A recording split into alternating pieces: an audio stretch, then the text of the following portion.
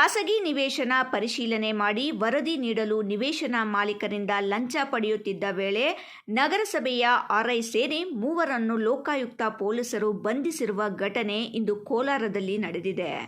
ಲಂಚ ಪಡೆಯುತ್ತಿದ್ದ ನಗರಸಭೆಯ ಮೂವರು ಸಿಬ್ಬಂದಿಯನ್ನು ಲೋಕಾಯುಕ್ತ ಪೊಲೀಸರು ಲಾಕ್ ಮಾಡಿದ್ದು, 15,000 ರು ಲಂಚ ಪಡೆಯುತ್ತಿದ್ದ ಕೋಲಾರ ನಗರಸಭೆ revenue inspector N Kiran Kumar, bill collector Nataraj ಮತ್ತು ಏಜೆಂಟ್ ವೆಂಕಟೇಶಪ್ಪ ಎಂಬುವರನ್ನು ಲೋಕಾಯುಕ್ತ ಪೊಲೀಸರು ಬಂಧಿಸಿ ಜೈಲಿಗೆ ಕಳುಹಿಸಿದ್ದಾರೆ.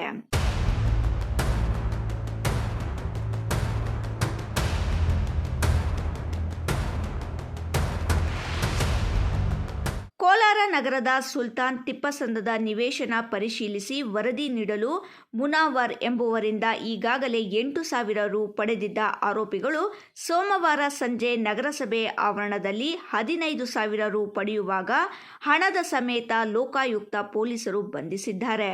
ಅಂಚೆ ವಿಜಯ್, ರಾಯಲ್ಸ್ ಕನ್ನಡ, ಕೋಲಾರ.